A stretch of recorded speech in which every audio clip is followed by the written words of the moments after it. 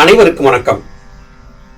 நாம் பகவான் ஸ்ரீராமருக்கும் அவருடைய ஞான ஆசானாகிய வசிஷ்டருக்கும் இடையிலே நடைபெற்ற ஞான சாதன உரையாடல் நூலாகிய யோக வாசிஷ்டம் என்கிற நூலை வாசித்துக் கொண்டிருக்கிறோம். பல அற்புதமான ஞான கருத்துக்களை ஸ்ரீராமபிரான் கேட்ட கேள்வியின் மூலமாக வசிஷ்டரிடமிருந்து நாமும் சுவைத்து அறிந்து கொண்டிருக்கிறோம். இன்றைய பதிவிலேயும் வசிஷ்டர் மூலமாக ராமன் கற்ற ஞானத்தை நாமும் கற்கலாம். இந்த ஜீவனாகிய பரமாத்ம தோற்றம் பிரவிற்த்தி என்பதில் ஈடுபட்டுக் கொண்டதும், பிரவர்த்திப்பது தான் என்று உணர்ந்து தன் சுயநிலையை மறந்து அதனால் மேன்மேலும் பிரவர்த்தியில் ஈடுபட்டுக் கொள்கிறது. ஒவ்வொரு பிரவர்த்தியின் முன் ஏற்படும் சங்கல்பமே மனதின் சொரூபமாகும். இந்த உருவத்தையும் கணத்தையும் அடைந்தால் பதார்த்தமும் பலனுமாகின்றன. மேற்கூறிய சங்கல்பமும் அதனால் விளையும் பலனும் நான் என்ற மூல இச்சையை முன்னிட்டு ஒவ்வொரு விஷயத்திலும் பிரவிற்த்தியாகிறது. இங்கே பிரவிற்த்தி என்கிற வார்த்தை பயன்படுத்தப்பட்டிருக்கிறது. பிரவிற்த்தி என்பது உதயமாகுதல் என்று பொருள்படும். பற்பல விதமான எண்ணங்கள் மனதிலே உதயமாகின்றன. இவற்றையெல்லாம் நான் உருவாக்கினேன், நான் அடைந்தேன் என்கிற நிலை, நான் என்கிற அகங்கார நிலை மூலமாக ஏற்படுகிறது. ஞானபிதா சுவாமி சிவானந்த பரமஹம்சர் அவர்கள் சொல்லியதை போல நான் என்கிற அகங்காரம் என்பது பிரம்மா என்று சொன்னார்கள். பிரம்மாவே இந்த உலகத்தை சிருஷ்டித்தது. பிரம்மாவிற்கு இருந்த 4 முகங்கள் இந்த உலகத்தை சிருஷ்டித்தன. மனம் என்பது மனம், புத்தி, சித்தம், அகங்காரம் என்கிற 4ஆக இருந்தது. அதில் அகங்காரம் என்பதுதான் புலன்கள் வழியாக உலகிலே நம்மை இணைத்து நமக்கு ஞானத்தை பற்றியதான தேடுதலையும் குழப்பத்தையும் கொடுத்து வந்தது. இவற்றையெல்லாம் நாம் சரியாக புரிந்து கொள்ள வேண்டும் என்றால் உண்மையான தத்துவத்தை பற்றி நாம் தெரிந்திருக்க வேண்டும். இந்த உண்மையின் தத்துவம் என்பது ஒவ்வொரு காலகட்டத்திலும் ஒவ்வொரு விதமாக ஏற்பட்டுக் கொண்டே இருக்கிறது. மனதிற்கு ஏற்படக்கூடிய சஞ்சலங்கள் தான் எல்லா வகையான குழப்பங்களுக்கும் காரணமாக இருக்கின்றன என்பது வசிஷ்ட மகரிஷியின் வாதமாக இருக்கிறது. ஆகவே மனஸ் என்பது ஜீவனின் இச்சையை தவிர வேறில்லை. மனதே இப்பிரம்மாண்ட சம்சாரத்திற்கு காரணம். இதனால் இந்திரியங்களும் இந்திரியங்களால் தேகமும் இயங்குகின்றன. மனது, இந்திரியங்கள், தேகம் இவைகளின் சேர்க்கையே கிரியையும் கர்மாவும் ஆகின்றன.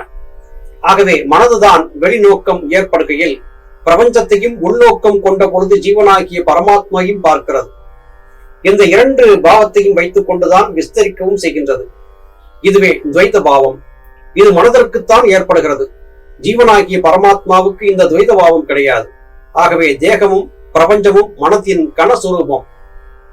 இங்கே அழகாக வசிஷ்ட மகரிஷி சொல்லக்கூடிய கருத்துக்களை ஞானபிதா சித்தவேதத்திலே எளிதாக நமக்கு சொல்லிக் கொடுத்து விட்டார்கள். மனதிலே இருந்து இந்த உலகம் சிருஷ்டியாகிறது. உலகத்தை சிருஷ்டித்த மனதின் அகங்காரம் என்பது பிரம்மாவாக இருக்கிறது. ஆனால் மனம் உற்பத்தியாகி வந்த இடம் என்னவோ ஜீவன். ஜீவனின் சலனத்திற்குத்தான் மனம் என்று பெயர், அல்லது ஜீவசக்தியாகிய வாயு என்று பெயர். மனம் சலித்து கீழே இறங்கும் போது இந்த உலகத்தை படைக்கிறது. இதைத்தான் இங்கே துவைதபாவம் என்று வசிஷ்ட மகரிஷி குறிப்பிடுகிறார். துவைதம் என்றால் 2. அதாவது மனம் இருக்கிறது, மனம் உற்பத்தியாகி வந்த ஜீவன் இருக்கிறது, 2ம் இருக்கின்றன. மனம் என்பதை சாமானியர்கள் புரிந்திருக்கும் போது மனித ஆத்மா என்று புரிந்திருக்கிறார்கள். ஜீவன் என்பதை உடலுக்கு சம்பந்தம் இல்லாத ஒன்று என்று கருதி இருக்கிறார்கள். அது ஜீவாத்மா என்று சொல்லுகிறார்கள். எந்த காரணத்தை கொண்டும் மனிதன் என்று சொல்லப்பட்ட ஆத்மா ஜீவாத்மாவோடு சேர முடியாது. பரமாத்மா வேறு, ஜீவாத்மா வேறு என்பதான ஒரு நிலையை வைத்திருந்தார்கள். இதற்கு துவைதபாவம் என்று பெயர்.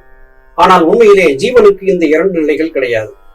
ஜீவனை பொறுத்தவரையிலும் தன்னுடைய நிழல்தான் அது என்பதை தெளிவாக தெரிந்திருக்கிறது. ஆனால் ஜீவனின் நிழலாக இருக்கக்கூடிய மனம்தான் ஜீவன் வேறு, தான் வேறு என்று குழப்பம் ஏற்பட்டிருக்கிறது. இந்த குழப்பம் என்பதுதான் மனிதர்களுக்கு ஏற்படக்கூடிய ஞான சாதன நிலைப்பாட்டின் தடுமாற்றத்தை சுட்டுகிறது. ஜீவனின் இச்சா சுரூபம் ஜீவன் பரமாத்ம சுரூபம். ஆகையால் பரமாத்மாதான் எல்லாமே. இதை அறிய ஓர் உதவியும் வேண்டியதில்லை. கண் எதிரில் உள்ள கைப்பொருள் போல பிரத்யட்சமானது என்று வசிஷ்டர் குறிப்பிடுகிறார். பரமாத்மா அல்லது ஜீவன் என்பது எல்லா உடல்களுக்குள்ளும் இருக்கிறது. அதன் சலனம்தான் உலகத்தை சிருஷ்டி. அந்த உலகத்தினுடைய சிருஷ்டியிலேதான் நாம் வாழ்ந்து கொண்டிருக்கிறோம். உண்மையை பார்க்க போகும்போது பரமாத்ம சொரூபமாக இருக்கும் ஜீவனை அறிந்து கொண்டு விட்டால் இந்த குழப்பங்களுக்கு அவசியமே இல்லை என்பதையே இங்கே இந்த யோக வாசிஷ்டம் என்கிற நூலிலே நாம் அறிகிறோம். இந்த தத்துவத்தை அறிய அதிக பிரயாசையும் வேண்டியதில்லை. வெகு எளிதாகவே அறியலாம். எப்படி என்றால், இச்சைகள் அனித்தியம் என்று நாம் நன்கு உணர்கிறோம். அப்படி இருக்க இவைகளை அடியோடு ஒழித்தால் நஷ்டம்தான் என்ன? இச்சைகளை ஒழித்தால் மனத்திற்கு வெளிநோக்கம் ஓய்ந்து உள்நோக்கம் ஸ்திரமாகிறது. இதுவே அறிவென்பதும். இச்சைகளை ஒழிக்க அபியாசம்தான் முக்கியம். எது நமக்கு வெகு திருப்தியை கொடுக்கிறதோ அது முதலில் தியாகம் செய்யப்பட்டால் மற்றவர்கள் எல்லாம் வெகு சீக்கிரமாகவே விடப்படும். ஆகையால் முக்தியை அடைய வெகு எளிதில் முடியும். அதாவது இந்த மனோநிலையை உடையவர்களால். மனம்தான் ஆசைகளை உருவாக்கி கொள்ளுகிறது. மனம் ஆசைகளை உருவாக்கி உலகில் சார்ந்து பயணிப்பதற்கு புலன்கள் காரணமாகின்றன. இதற்கு அடிப்படை காரணமாக இருக்கக்கூடிய மனதை புலன்கள் வழியாக போக விடாமல் ஏதாவது ஒரு அபியாசம், அதாவது பயிற்சியின் மூலமாக நாம் தடுத்து நிறுத்திவிட்டால் அதன் பிறகு இந்த பிரச்சனைகளுக்கெல்லாம் தீர்வு என்பது ஏற்பட்டுவிடும். இதை சாதித்துக் கொள்ள பற்பல விதமான பயிற்சிகளை மனிதன் மேற்கொள்ளுகிறான். அந்த பயிற்சிகளின் வாயிலாக மனதின் போக்கை கட்டுப்படுத்தி மனதை தன் வயப்படுத்தி தன்னிலை நிற்க பழக்குகிறான். மனம் தன்னிலை நின்றான பிறகு அது ஞானத்தை தருகிறது, சத்குருவாக மாறி அமைகிறது. எனவே மனம் அதன் மூலமாக வெளிப்பட்டு வரக்கூடிய நான் என்கிற அகங்கார நிலையை தியாகம் செய்ய வேண்டும், விட்டொழிக்க வேண்டும். நான் என்பதை விட்டொழிக்க வேண்டும். இந்த நான் என்பது இல்லாது போய்விட்டால் மீதி எந்த விதமான சலனமும் புத்திக்கோ சித்தத்திற்கோ ஏற்படாமல் மனம் ஆனந்தமயமாக மாறுகிறது. இந்த நிலையை அடைவதற்கு மிகுந்த பிரயாசையும் இடைவிடாத பயிற்சியும் தேவை என்று குறிப்பிடுகிறார். எந்த வகையான பயிற்சி? பிராணாயாமம் என்கிற சுவாசத்தை கட்டுப்படுத்தக்கூடிய பயிற்சிகள் தான். இந்த பயிற்சிகளை சரியாக செய்வதன் மூலமாக மாத்திரமே மனதை அதன் போக்கிலே போக விடாமல் கட்டுப்படுத்த முடியும் என்பது வசிஷ்டருடைய கருத்தாக இருக்கிறது. இத்தோடு போய்விடவில்லை. ராமன் அடுத்த வினாவையும் விடுக்கிறார். ராமன் கேட்கிறார், மனசு என்னும் தன்மையை உடைய ஜீவனுக்கும் பரமாத்மாவுக்கும் என்ன சம்பந்தம்? அது எப்படி உண்டாயிற்று என்று கேட்கிறார். இது நமக்கு இயல்பாக ஏற்படக்கூடியதுதான். ஜீவன் என்பது சலனம் இல்லாமல் இருந்தது. ஜீவனிலே ஏன் சலனம் ஏற்பட்டது? அந்த சலனம் என்பது ஜீவசக்தியாய வாயுவாக மனசாக மாற வேண்டிய அவசியம் என்ன? என்ன காரணத்தால் மனம் சலித்து வரக்கூடிய நிலையை ஜீவன் என்பது பெற்றது என்று ராமர் கேட்கிறார். இந்த வினாக்கள் நம் அனைவருக்குள்ளும் இருக்கக்கூடிய வினாக்கள் தான். அதற்கு வசிஷ்டர் என்ன சொல்லுகிறார் பாருங்கள். சர்வேஸ்வரனாக இருக்கும் பிரம்மம் சதா பரம சாந்தமாகவே இருக்கிறது. ஆனால் அதில் அடங்கி இருக்கும் சக்தி அசைந்தால் ஜீவன் என்று சொல்லப்படும் விஸ்தரிப்புக்கு காரணமாகிறது. இந்த ஜீவனுக்கு சங்கல்பமே மூல காரியம். இந்த சங்கல்பமாகிய இயக்கம்தான் மனஸ் என்பது. மனசனுடைய விஸ்தரிப்பு பிரபஞ்சமாகும். ராமன் கேட்கிறான், அப்படியானால் நாம் எதை தெய்வம் என்றும் கர்மம் என்றும் கருதுகிறோம்? எதை காரணம் என்று சொல்லுகிறோம்? வசிஷ்டர் சொல்லுகிறார், பிரம்மத்தில் அடங்கிய சித் அல்லது அறிவானது அறியும் தன்மையில் இயங்கினால் அதுவே ஸ்பந்தம் என்றும் உணர்ச்சி என்றும் சொல்லப்படும். இதுவே ஜீவனுமாகும். இந்த நிலையில்தான் இரண்டு என்ற நோக்கம் ஏற்படுகிறது. இதன் தொடர்ச்சியாக புத்தி, மனஸ், பிறப்பு, இறப்பு, கர்மம் எல்லாமே அடுத்தடுத்து ஏற்படுகின்றன. ஜீவன் எப்படி எதேச்சையாக தோன்றியதோ அதே மாதிரி ஸ்பந்த சக்தி அடங்கியதும் பிரம்மத்தில் ஐக்கியமாகிறது. இங்கே வசிஷ்டர் ஒரு முக்கியமான விடயத்தை தொட்டு பேசுகிறார். ஜீவன் எப்படி உண்டாயிற்று? அது எதேச்சையாக உண்டாயிற்று என்று சொல்லுகிறார். ஏனென்றால் இந்த ஜீவன் என்பது பராபரம் தன்னைத்தானே சலிக்கச் செய்து உருவாக்கி கொண்ட துகள்கள். பராபரம் என்பது அசைக்க முடியாத பிரம்மாண்ட சக்தியாக இருக்கிறது. அது தன்னைத்தானே ஜீவர்களாக படைத்துக் கொண்டது. இவையெல்லாம் பரமாத்மா அல்லது பராபரத்தின் விருப்பத்தின் பேரிலே நடைபெற்றதா என்றால் இல்லை. இது எல்லாம் தானாகவே நடந்தது. அது ஏன் நடந்தது என்று யாருக்கும் தெரியாது. இப்படி எதேச்சியாக ஜீவன் தோன்றியது. அப்படி எதேச்சியாக தோன்றிய ஜீவன் சலனப்பட்ட போதுதான் மனம் என்பது உருவாகிறது. இது காரணமாகவே ஒவ்வொரு ஜீவனின் காலமும் வேறு வேறாக மாறுகிறது. ஜீவன் சலனப்படுவதும் மறுபடியும் சலனத்தை நிறுத்தி ஒரு இடத்திலே நிலை பெறுவதும் இப்படியாக மாறி மாறி ஏற்பட்டுக் கொண்டே இருக்கிறது. இந்த மாற்றங்கள் தான் திரும்ப திரும்ப பிறப்புகள் ஏற்படுவதற்கு காரணமாகின்றன என்பது வசிஷ்டருடைய கூற்றாக இருக்கிறது. ஜீவனின் காலம் வேறாகவே இருக்கிறது. சில அநேக லட்சக்கணக்கான ஜன்மங்களுக்கு பிறகு ஓய்வு அடைகின்றன. சில ஒரே ஜென்மத்திலும் ஓய்வு அடையலாம்.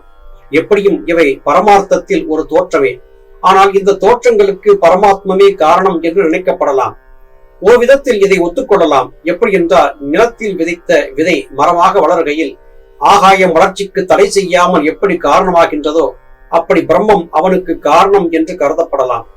ஒரு ஸ்படிகத்தின் அண்டையில் இருக்கும் வஸ்துக்கள் எல்லாம் பிரதிபலிப்பதால் அவையெல்லாம் அதில் இருப்பதான தோற்றம் ஏற்படுவது போல ஜகத் முழுதும் பிரம்மத்தின் பிரதிபலித்தது அதுவே காரணமாக தோன்றுகிறது.